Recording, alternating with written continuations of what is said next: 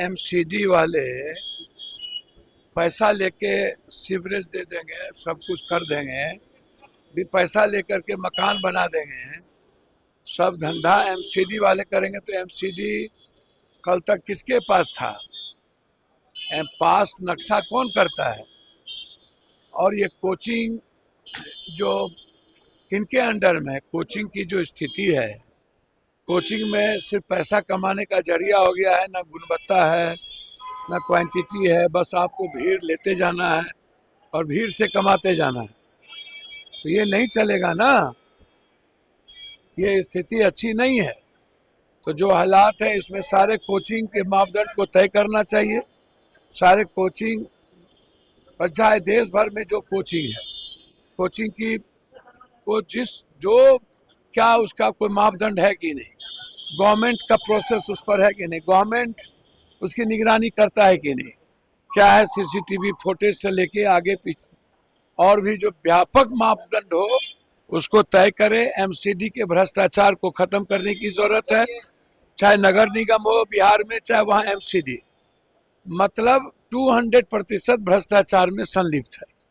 और जितना मन आए पैसा लीजिए, आप उसकी घर लीजिए। रेरा की भी स्थिति वही है, नगर निगम की भी वही है, नगर पालिका की भी वही है।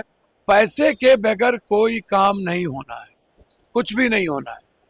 उस परिवार को किसी कीमत पर 1-1 करोड़ रुपया, इंक्वायरी, जो लोग इसमें दोषी हैं उसको सस्पेंड किया जाए और सारे कोचिंग के मानक को तय किया जाए। उसके बाद कोचिंग चले। कोचिंग सिर्फ पैसा कमाने का जरिया ना हो और बच्चे का एक्सप्लॉयटेशन का जरिया ना हो।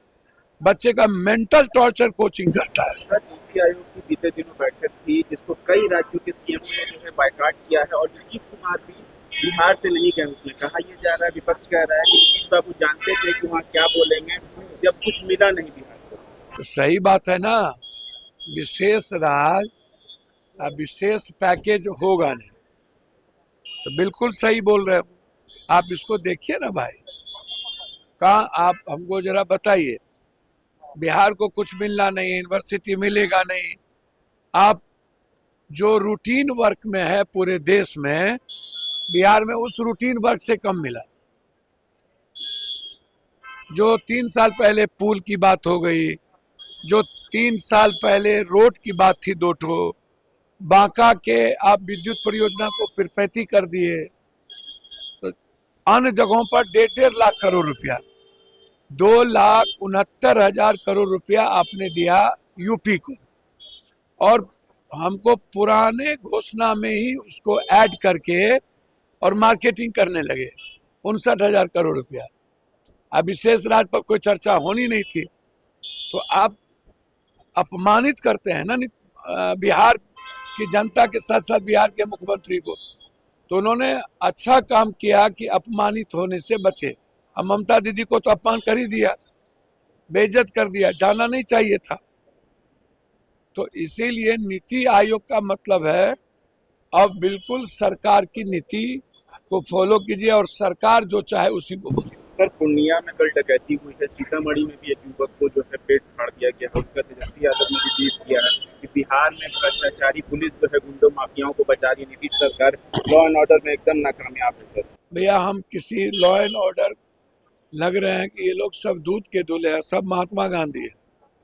सब तो अपराधियों को साथ लेके चलते हैं, और अपराधी माफिया, बालू माफिया के बगैर इन लोगों का कोई उपाय है? डेली तो दानापुर से लेके छपरा, सब टाल और दियारा में गोली चलती है, दर्जनों घटना घटती है, और उन्हीं लोगों को दोनों दल साथ लेके चलता है। और जो मंत्री संतरी जाकर के जाते हैं उन लोगों पर पहले से ही कई बैंक डकैती का आरोप लगा हुआ है, मंत्रियों पर, जो ढेर मंत्री बने हुए हैं। किसी का फलका में केस है बैंक डकैती पर, किसी का कहीं पर है। तो जो लोग बैंक डकैती में मंत्री बने हुए हैं, आप उनसे भी बोलिए, समझिएगा।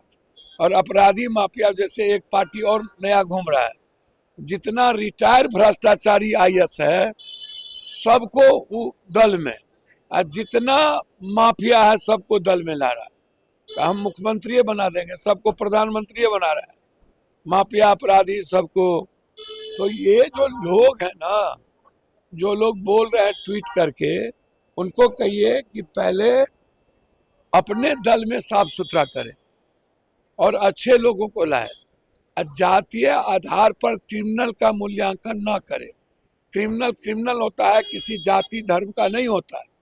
और क्रिमिनल को जाति के आधार पर तवज्जो और रेस्पेक्ट नहीं मिलना चाहिए।